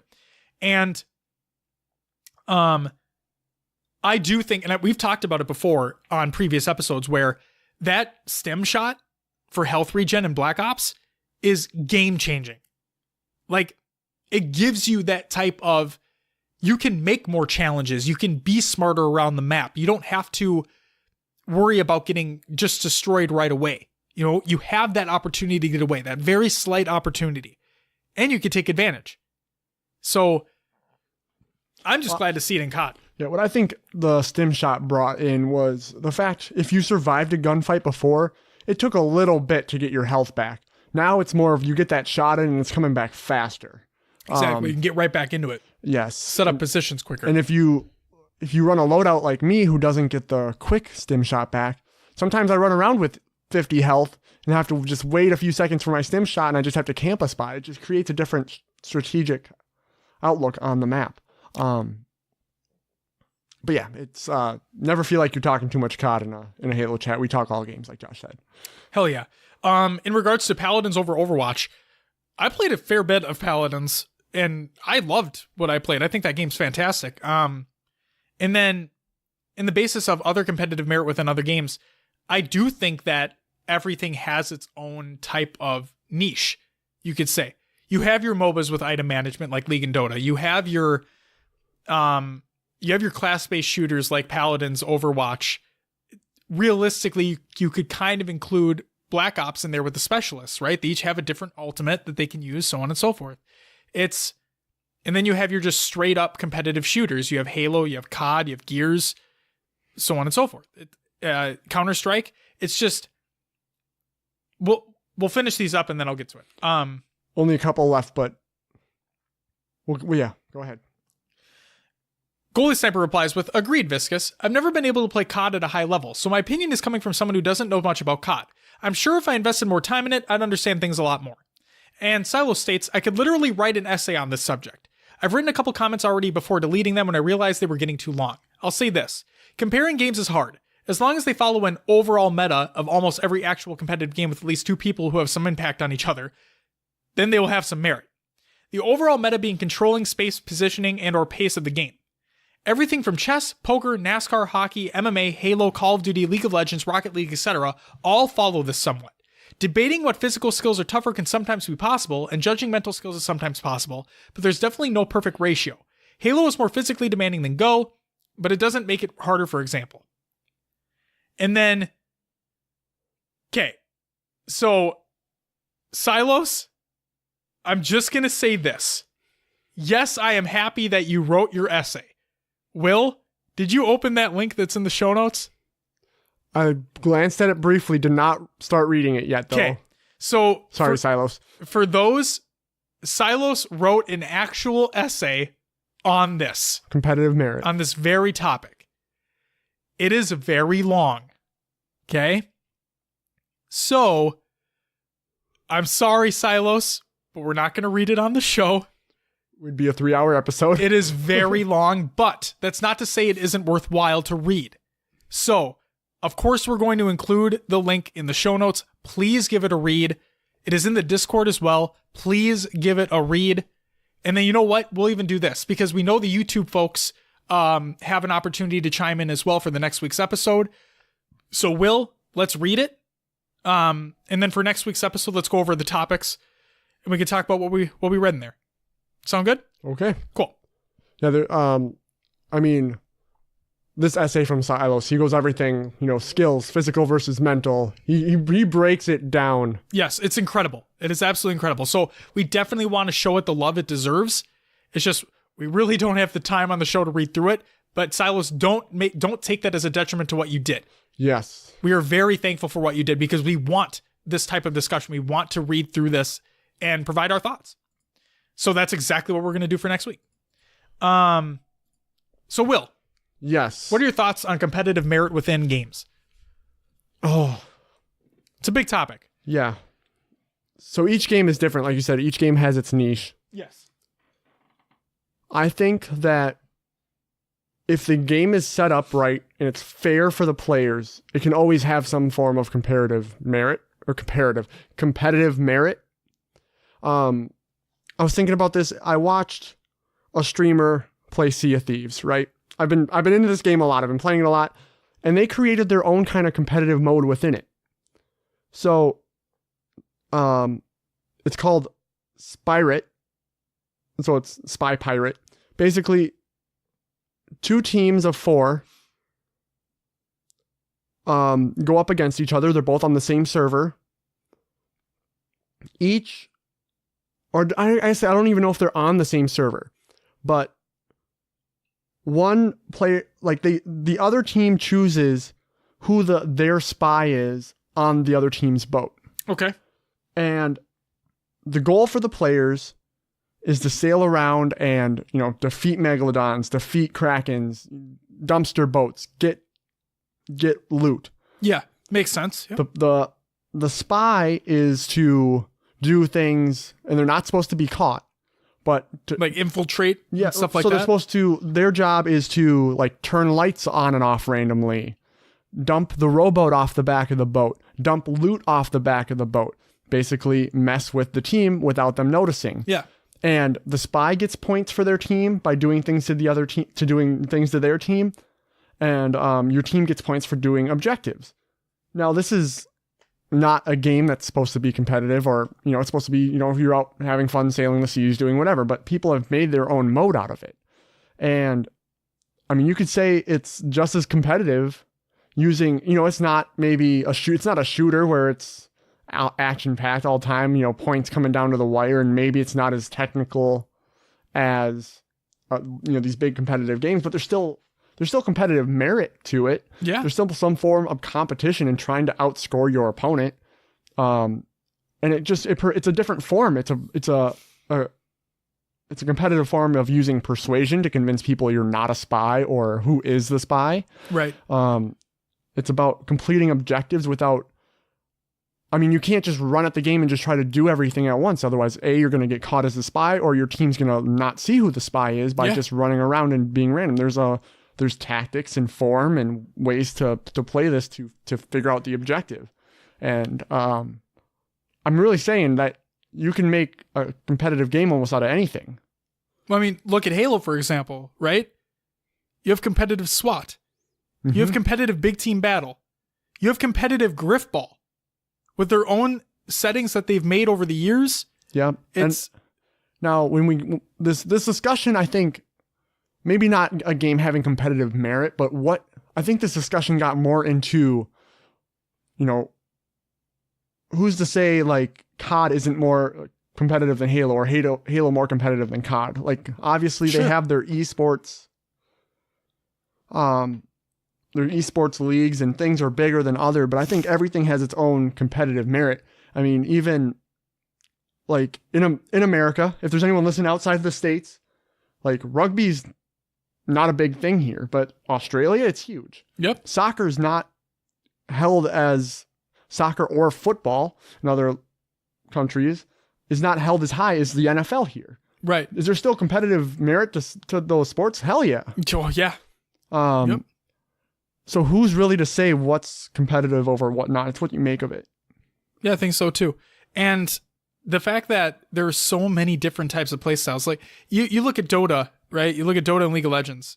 With the amount of champions that are in that game, in both those games, it's... They say games are easy to play, difficult to master, right? And that's what Dota and League really are as well, is that you can pick... They have characters with different, like, quote-unquote difficulties. You could choose an easy character to start, get good with that person, just play that person only, but there's so much more to that game. There's so much more competitiveness to that game. There's so much more depth to that game that you're not seeing any of that if you're not trying out other champions, trying out different techniques, working with your teammates, buying different items. It's incredible how much competitive merit and depth that a game like that has compared to, let's just say, Tetris. There's competitive Tetris, right? Mm-hmm. Basically, everybody knows how to play Tetris. Okay, you play it once, you basically got it. Okay, but there's so many little intricacies and depth with Tetris.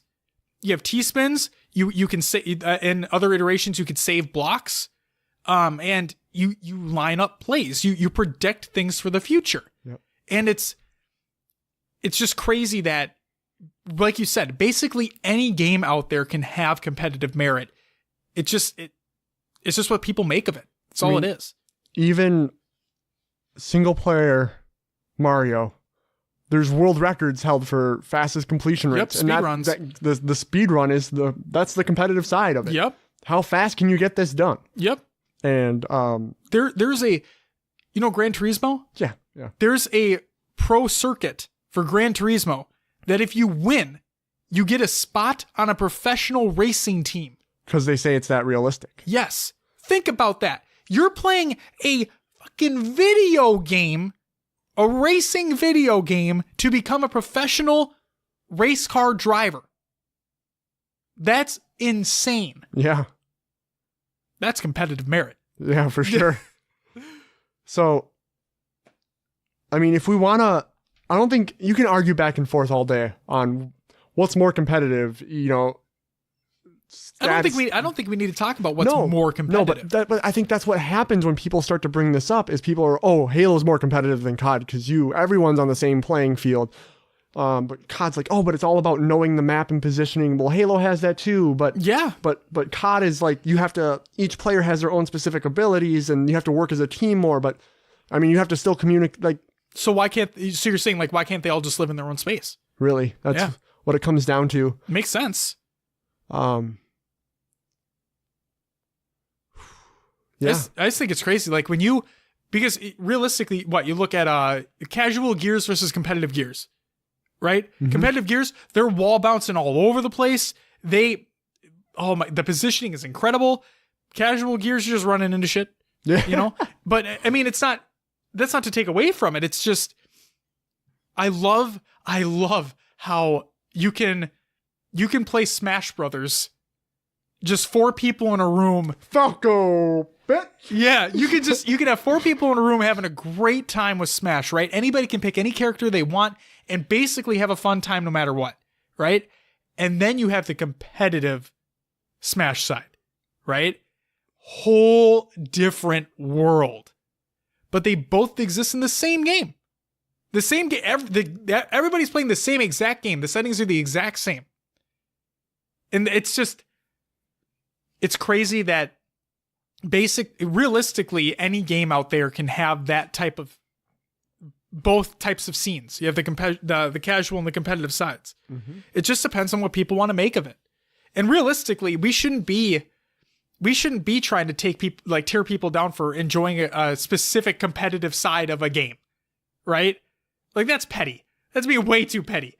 Just instead, come to a realization that you may not have the same opinion as them and move the fuck on and find something that you enjoy. Find a competitive scene that you enjoy. If that's competitive Hearthstone, then hell yeah, watch competitive Hearthstone. And going back also to another one of Visca's points here is his friends say, you know, COD's too easy. Why would you want to watch the competitive side of it? Those players, they're on another level. Yeah, they're not playing at a casual level. They really are. If you watch what they do and the way they work together, it is insane. Yep. They do bait and switches like no other. They pick their so-called classes to complement their playstyle and their teammates, you know? They have designated roles. Yeah. Where they're supposed to be. Just like in the Overwatch League, you have a designated role per the player that you are. Yep. And that's why I love Rainbow Six kind of includes all of this too. They have so many different operators and, you know, if someone picks Glaz, which is a sniper type operator, he has a thermal scope. So then all of a sudden the team's picking up more smoke grenades so they can see the thermal scope through the smoke. And, you know, there's just ways, there's so many ways to play. Like what's to say that COD's not more competitive than Rainbow Six or Rainbow Six? I think it's all competitive, just what you like watching. Yeah. We should be steering the conversation more towards what makes a game competitive, what makes the specific game competitive, not which one is better than the other. Yeah. And like you said with Rainbow Six, it's that competitive scene has blown up recently. Like in the past couple of years. Yeah. It's blown up. Yeah. And I loved playing that game when it first came out, and the competitive scene slowly grew. Yep. And it's in, I think, year 3 now. Yep. And I think the reason it's blown up recently is they did have some. Year 2, they had a season, so to say, called Operation Health, and they had issues where the servers weren't doing well and games were, you know, balancing was wrong. But I love that they took the approach of, hey, things aren't right. We're actually going to take time to fix it. And it wasn't just well, it is what it is, you know. Yep.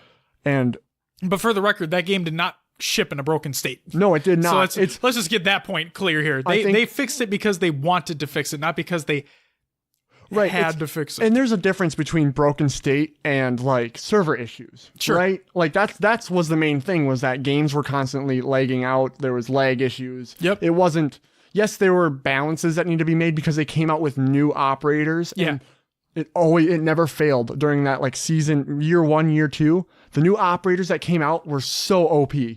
Always overpowered at first. And of course you have to balance that later. So they would give other players buffs, take away from certain other, I don't know what to call them, because they're not like champions, but they're Operators. Operators. Yeah. Brain's not working. It's okay. And you're the sleep deprived one here. Yeah, I know. It's okay. I've started my fair amount today too. But yeah, I think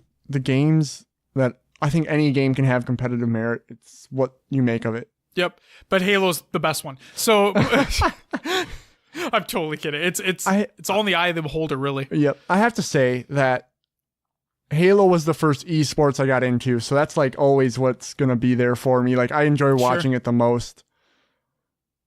It's I watch the COD tournaments, and yes, I get into it, but not as much as these Halo teams that I watch. Yeah. There's a lot. There's tournaments happening every week in different games across the internet. So get on Twitch, get on Mixer, check them out. So much competitive shit to love. It's great. It's only getting bigger, really. So, does that do it for the topic, Will? That's all I got, man. I think I don't know if we got off topic with that. I don't think so. I feel like I ranted a little bit. No. I think it was a good kind of open-ended type of discussion too. So like if anybody listening, if you guys have thoughts on competitive merit within games, then let us know in Discord, let us know on Twitter or YouTube, Facebook, all that stuff. And we'll talk about it next week as well, because we're going to be reading through Silas's essay along with what people post on YouTube, and we'll see what goes on. Will, it's time for some shoutouts. I got one, but it's a big one. I just want to give a personal shout out to everyone who's shown love for my new baby. Yeah, it's been a hell of a past fucking 4 days, and I wouldn't have it any other way. Now that she's here, obviously, and Natana's doing well and she's doing well, and yeah, so thank you guys so much for all the love across all the social media, and yeah, it's great. That's all I got. Will, that's not all you got, though. What do you got for some community creations, Will? All right, we're running a bit long here, so this is going to go a little quick. We have Meme Monday on Reddit. Top Halo Clips announced their Week 5 winner, and it was Ultra Banshee. His troll submission garnered a lot of laughter and love with 39 total concurrent likes. Thank you to Ultra Banshee and everyone who submitted their weekly clip. All right, we have the Play Griffball highlights, a couple Twitter statuses, or three actually, to go check out. We have the Halo Twitch Clips 11.0. More Twitch clips to look at for you there. I'm stumbling through my words. And I don't know why. I can tell a little bit. Puckett's Top 10 Plays of the Week, number 5 is out. Go check that out on YouTube. We have the Daily Twitter Clip Volume 1 by Scud Puddle, putting together a little montage of his own clips, which they're great. I follow them every day on Twitter. Yeah, they are. They're amazing. We have Totally Not Ominous, John and Jimmy Episode 3 by Red Chief Industries over on YouTube. And we have, last but not least, The Salt King Rises, Zarner's Stream Highlights 1 by Zarner's over on YouTube. You would never guess it was by Zarner's with a way. name like that. No way. Absolutely not. But yeah, couple great people within our community, Scud Puddle and Zarner's. Congratulations, you guys are great. Keep up the content. It's good shit. William! Yes, sir. We did it. We're at the end. We are at the end of the show. I got a baby girl at the hospital that I'm gonna go see soon. And then I'm gonna eat some food. You're in the singing mood, aren't you? I'm in the singing mood. Hey, Will. Yeah? I wrote the show notes at 2 p.m. today. Yeah? Yeah. And I don't even know why I fucking said it. There's like literally no reason why I said that. I just want to let you know. When do you usually do them? Usually I just open the Google Doc right before the show and they're there. Yeah. And I gotta just keep you on your toes. You know what I'm gonna do? You know what I should do? One day I should just like have a blank document with the episode title on there, and then you'll just be like, "Oh shit, what the fuck?" And then I'll just add it like immediately right before we record. You'd be like, "You son of a bitch!" Will, no more stalling. Plug the show. You can find us on your favorite podcast services. Just search for HCS Pro Talk. We are on Google Play, Podbean, Stitcher, Spotify, and others as well. Leave us a review and let others know about the show. Let us know what you like or what you don't like, what you'd like us to do better. You can find us on Discord as well. Join the community discussion over there. Link will be provided in the show notes. A lot of great talk. A lot of our topic discussion going on there if you'd like to get a jump start on that during the week. And also life events.